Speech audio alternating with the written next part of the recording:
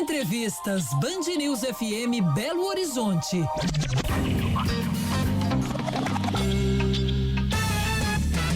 Para você que está acompanhando o nosso jornal desde o comecinho, a gente te contou, né? Hoje, 15 de março, é o Dia Mundial do Sono. Essa atividade que é fundamental não só para o nosso descanso, né? E como é bom dormir bem, mas também para o bom funcionamento do nosso metabolismo, da nossa saúde. A gente vai conversar sobre o assunto com o Cleiton Lopes Aguiar. Dr. Cleiton é neurocientista, professor da UFMG, especialista em sono e memória. Olá, doutor, como vai? Bom dia.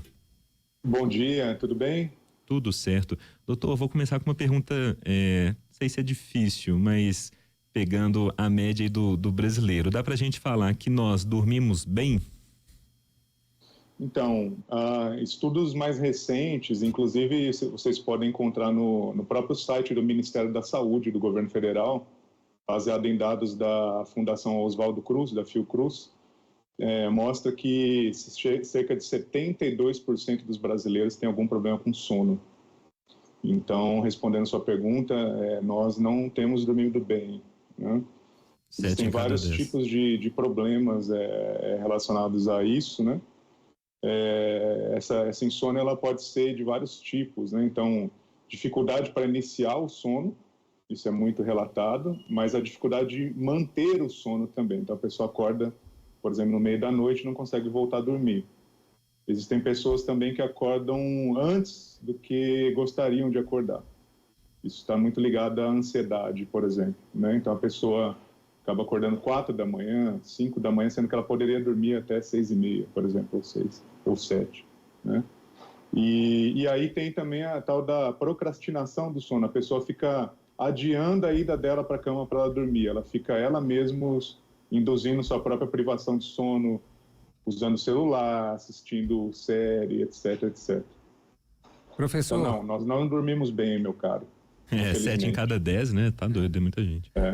Pois é, professor, eu queria entrar com o senhor nesse conceito, quem está falando aqui é Murilo, nesse conceito de dormir bem, porque eu já ouvi duas correntes aí distintas. Alguns médicos aí falam que dormir bem assim, é uma coisa muito individual, que para algumas pessoas dormir 5, 6 horas é bom, para outras não é suficiente, tem que dormir no mínimo 8 horas, mas já ouvi também uma corrente de médicos que diz que no mínimo 7 horas, que menos que isso, você está tendo algum prejuízo aí ao longo do dia, né, em algum tipo de atividade, enfim, você vai ter algum tipo de prejuízo, seja sono, falta de atenção, impaciência, enfim, vai te impactar de alguma forma. Enfim, o que é dormir bem? É possível quantificar em horas o que é dormir bem? Bom dia, Murilo, obrigado pela pergunta. O que acontece é que as pessoas têm diferentes cronotipos, são características genéticas que fazem com que as pessoas elas tenham, primeiro, mais propensão de ir dormir, por exemplo, mais cedo. Algumas pessoas são os tais das pessoas que são diurnas, né? Então elas conseguem acordar mais cedo e vão dormir mais cedo. E as pessoas que são mais vespertinas, que elas tendem a ir dormir mais tarde e acordar um pouco mais tarde também.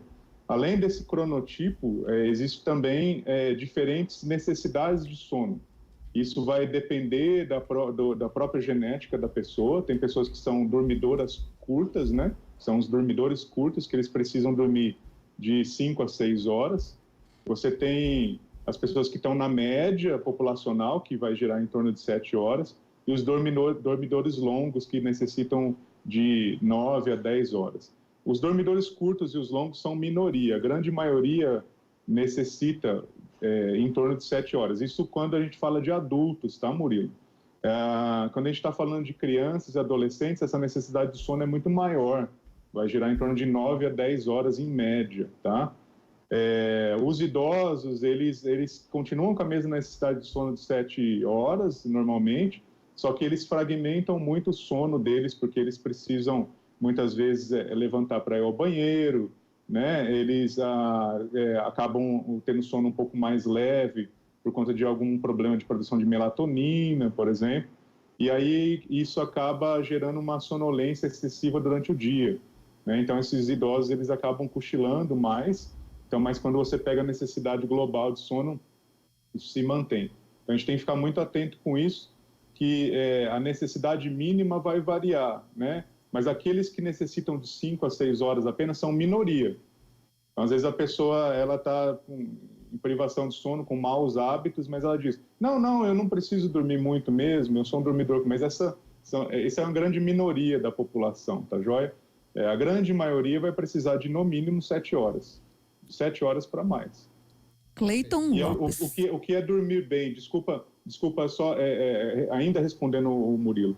O que é dormir bem, né? Dormir bem é não só o número de horas, mas a estabilidade do sono. Então, se você tem muitos microdespertares ao longo da noite, essa qualidade do seu sono fica ruim. Você acaba acordando muitas vezes, você acaba acordando cansado por conta dessas interrupções. Essas interrupções estão ligadas muito a estresse crônico, uso de álcool, né, de bebidas alcoólicas, cafeína mais para o final da tarde e mesmo a apneia obstrutiva do sono, que é um tipo de transtorno que vai então gerar interrupção do sono porque a pessoa não consegue respirar adequadamente, né? Isso tem a ver com as vias aéreas superiores, que a gente chama, e está ligado muito ao sedentarismo, à falta de exercício físico. Pois não. Cleiton Lopes Aguiar, né, neurocientista, professor da UFMG, especialista em sono e memória. Eu me encaixo aí na minoria, durmo um número pequeno de horas, mas durmo muito bem. Minha noite de sono é tranquila, sonho todas as noites, sonhos leves, então realmente o metabolismo acelerado é questão da genética. Agora, quais são aquelas questões, né, aqueles mitos de tela, de luz, de barulho? Às vezes é a luz do vizinho, para quem mora, por exemplo, não sei, em apartamento, né? Tem ali o som do apartamento de cima ou de baixo, ou o vizinho ali da casa que deixa a luz do quintal acesa. Isso realmente interfere? Ou a pessoa consegue se desligar disso? Tem alguma tática, alguma orientação, já que a gente está falando de cérebro e a gente pode tentar educá-lo, né? Muito bem. É Luciana, né? Exatamente, um prazer, Cleiton. Luciana, um grande prazer, obrigado pela pergunta. A incidência de luz na nossa retina vai modular demais o nosso humor, a nossa disposição, e se incidir luz excessiva à noite, pode causar insônia, pode atrasar o início do sono, tá? Então, eu costumo dizer que uma boa noite de sono, ela começa a ser construída logo pela manhã. Então, o sono, ele é um comportamento que ele é o resultado de um conjunto de outros comportamentos que você executa durante o dia. Então, por exemplo, você acorda e a pessoa prefere ficar com a janela fechada ao invés de entrar em contato com a luz do sol, isso já é um primeiro erro, né? Ela tem que pegar e abrir as janelas assim que acorda para sinalizar para o cérebro dela que o dia começou. Então, nisso, o nível de melatonina vai cair e os níveis de cortisol vão aumentar e você vai se sentir alerta e bem disposto. Ao longo do dia, se essa pessoa opta por fazer exercícios físicos moderados, de leve a moderados, isso tende a gerar o que a gente chama de pressão do sono. Vão acumulando moléculas no nosso cérebro, uma delas é a adenosina, que é resultado do uso de energia, de ATP no cérebro, e esse acúmulo de adenosina vai nos deixando sonolentos, cada vez mais sonolentos, né? Então, a falta de exercício é um fator de risco para a insônia. E mais do finalzinho da tarde, início da noite, à noite, a gente deve evitar luz branca nas nossas casas, evitar luz nos dispositivos eletrônicos, TV, celular. Os celulares, eles têm, inclusive, hoje em dia, filtros que eles filtram a luz, eles tiram o espectro azul da luz e deixam a tela do celular mais avermelhada. De qualquer maneira, o uso do celular, ele acaba interferindo no sono não só pela luz em si, mas pela expectativa que você tem de recompensa. Então, assim, você posta alguma coisa e fica esperando se outros vão comentar ou não, curtir ou não, isso gera, então, liberação do neurotransmissor chamado dopamina. E essa dopamina, ela induz alerta, ela nos deixa... todo mundo sabe disso. Se tem alguma coisa muito legal acontecendo à noite, você é capaz de ficar até de madrugada, né? Você não sente sono, porque você está muito motivado. Se você quer dormir bem, você tem que evitar grandes níveis de motivação à noite, né? E a poluição sonora, né, Luciano? Você mencionou do barulho do vizinho, por exemplo, né? Eu mesmo moro ali perto da Avenida Tancredo, né? Então, assim, muito barulho, a poluição sonora, ela fragmenta o sono, ela faz nos acordar sentindo mais cansados, né? Então, a exposição à luz no horário inadequado e poluição sonora são fatores muito importantes a serem considerados. Doutor, eu queria falar um pouco sobre as fases do sono. Eu uso desses relógios inteligentes que monitoram o nosso sono e eu gosto de ficar vendo o gráfico assim do meu sono, né?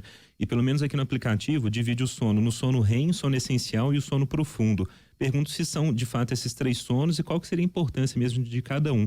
E deixa eu só aproveitar para emendar uma pergunta do nosso ouvinte falando sobre sonhos durante o sono. Se eles são necessários, vamos falar assim, ou se sonhar durante a noite indica um sono de pior ou melhor qualidade. Muito bom, a conversa está muito boa, daria para ficar amanhã toda, mas enfim. As fases do sono. As fases do sono, a gente inicia num sono mais leve, que a gente chama de N1, tá? Depois a gente aprofunda um pouco o sono, vai para N2 e depois vai para o sono profundo, que é N3, quando o nosso cérebro está exibindo oscilações lentas, tá? Então essas oscilações lentas, elas têm um papel importantíssimo para recalibrar as nossas sinapses, nossas conexões no cérebro, para que a gente consiga acordar se sentindo disposto e com os nossos níveis de cognição em dia para conseguir aprender coisas novas. Então, as ondas lentas, elas tanto facilitam a formação de memória, quanto elas geram esse ajuste que a gente chama nas conexões sinápticas para nos preparar para um novo ciclo de aprendizagem no dia seguinte. Então, a gente fica, nas 4 primeiras horas de sono, a gente fica bastante em ondas lentas, né? Então, esse é o tal do sono que é mais restaurativo. Nessa hora também é liberado o hormônio do crescimento, que nas crianças, né, vai constituir o corpo dela, desenvolvimento do corpo, e nos adultos vai facilitar a formação de massa magra, por exemplo, né? Depois que a gente, entre episódios de N3, que é esse sono mais profundo, nós temos o sono REM. REM vem de Rapid Eye Movement, movimento rápido dos olhos. Essa fase do sono, ela não é um sono profundo, ela é como se fosse uma transição ali entre o estado acordado e o sono. É um momento que a gente sonha, né? Em 95% dos casos, se a pessoa for acordada em sono REM, ela vai relatar um sonho vívido, com uma narrativa rica, emocionalmente intenso, né? Com muita cor, né? Então, a gente tem uns 4 ou 5 episódios de REM por noite, a gente sonha várias vezes, mas a gente acaba sonhando, lembrando mais dos sonhos que ocorreram no último sono REM da noite. Nas últimas 4 horas de sono, essa duração do sono REM vai aumentando cada vez mais. Os últimos episódios de sono REM chegam a durar de 50 minutos, 40 a 50 minutos, né? Então, é possível ter sonhos muito longos, né? Então, às vezes, assim, você consegue, inclusive, emendar um sonho com o outro, né? Você tem vários... Você sonha, dá um micro despertar, ou vai ao banheiro, volta e continua o sonho, né? Então, essas são as fases do sono. Esses dispositivos que tentam classificar a qualidade do seu sono com base, né, em relógios que eles vão pegar basicamente um acelerômetro, ou seja, quanto que você se movimentou, e seu batimento cardíaco também pela pulsação, né? Eles conseguem classificar bem o sono mais profundo e também se você está acordado ou não, mas geralmente ele confunde o sono REM com o sono superficial, tá? Por quê? Porque o sono REM, ele não é um estado passivo, não é um estado de descanso. Na verdade, durante o sono REM, o seu cérebro está com tanta atividade quanto no estado acordado, seus batimentos cardíacos estão lá em cima, sua taxa de respiração está lá em cima, seu metabolismo está lá em cima. Então, durante o sono REM, esses relógios são facilmente enganados achando que você superficializou o sono, quando na verdade você está sonhando, né? Então, a gente tem que olhar para esses dispositivos como uma maneira de você avaliar se você está fragmentando muito o sono ou não, né? Mas ele não te dá completamente uma classificação. Entendi. E a outra pergunta é sobre os sonhos, né? Isso, o quão importante eles são ou não, né, pro sono de uma maneira geral. Existe existia, né, agora não mais, mas existia uma vertente de neurocientistas que dizia que os sonhos eram meramente criações do cérebro por conta de padrões de atividade que vem do tronco encefálico aqui de baixo, que geram uma espécie de ruído. Sabe quando você olha para o céu e fica tentando procurar imagens nas nuvens? Sim. Formas nas nuvens? Então, eles diziam assim, que a gente fica tentando criar um conteúdo com base em algo aleatório. Mas tem uma outra vertente, que eu me encaixo, inclusive o professor Siddhartha Ribeiro, lá do Instituto do Cérebro também, e outros cientistas, né, Mark Soames e outros cientistas, eles vão questionar isso, porque como pode, então, você repetir vários sonhos em diferentes noites, né? Uma pessoa, por exemplo, que sofre um acidente, ou uma mordida de tubarão, por exemplo, e ela tem pesadelos que são recorrentes, o mesmo pesadelo, noite após noite. Como pode um padrão aleatório num cérebro que tem 86 bilhões de neurônios, como pode um padrão aleatório se repetir noite após noite? Ou seja, de alguma maneira o que a gente vivencia, o que a gente deseja, o que a gente tem medo, influencia no conteúdo dos nossos sonhos. Isso nos remete, na verdade, a Freud. Por incrível que pareça, os neurocientistas hoje bebem muito da fonte de Freud, né? É claro que fazendo alguns ajustes, né? Mas existe essa ideia de que os sonhos eles são fruto das nossas motivações, dos nossos medos e das nossas memórias, tá joia? Professor, isso que eu ia te perguntar, só te interrompendo rapidamente. Então, assim, essa ideia do Freud, que o sonho é composto por resíduos diurnos ali, né? E durante a noite é uma tentativa de elaborar, de organizar aquilo de alguma forma, né? Não está totalmente datada, né? Tem certo sentido, né? A neurociência concorda em certa parte com isso, né? Exatamente, Murilo. Hoje existe toda uma linha de neuropsicanálise, né? E vão ter neurocientistas que usam alguns desses conceitos de Freud para testar certas hipóteses, né? A gente consegue ver, aqui no nosso laboratório, no Laboratório de Neurociências, o LANEC, nós conseguimos literalmente registrar a atividade elétrica dos animais durante o sono, depois que eles aprendem. Então, a gente ensina alguma tarefa para os animais e depois eles vão a gente deixa eles dormindo. Ratos, eles são noturnos, né? Então, durante o dia, você registra o sono deles aqui no laboratório. E a gente consegue ver essas memórias sendo reativadas.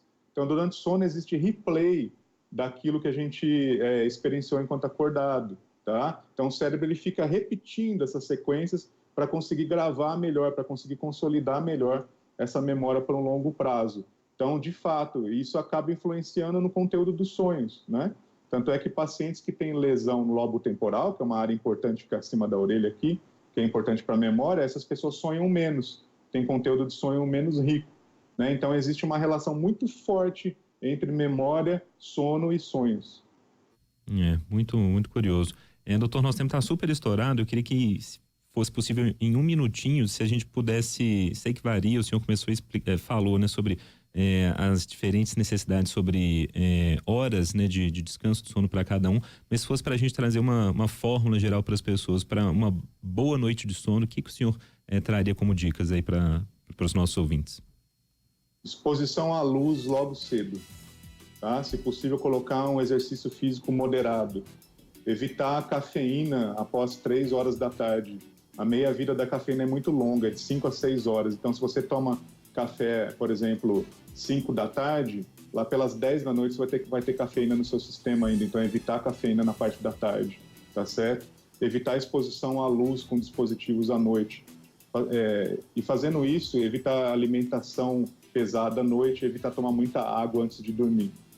Com essas ações, por incrível que pareça, são pequenos hábitos que mudam a vida da pessoa. Eu tenho um perfil no Instagram, onde eu divulgo essas pequenas coisas, e os alunos literalmente chegam até mim aqui na FMG e falam: professor, muito obrigado, você ajudou a mudar a minha vida. E eu digo: cara, eu não fiz nada, só na verdade te mostrei exatamente pequenas coisas que você pode mudar e o mérito é todo seu, certo? Então é possível. Pode falar o perfil aí, professor. Por favor. @prof.cleiton_aguiar. Ótimo, Cleiton Aguiar no Instagram, né? Isso, lá. Ótimo. E aí vocês fiquem à vontade, tá? Para sugerir conteúdo, fazer perguntas, tá bom? Ótimo, tá aí, é importante, caminho das pedras. A gente começou aqui com Cleiton Lopes Aguiar, neurocientista, professor da UFMG, especialista em sono e memória.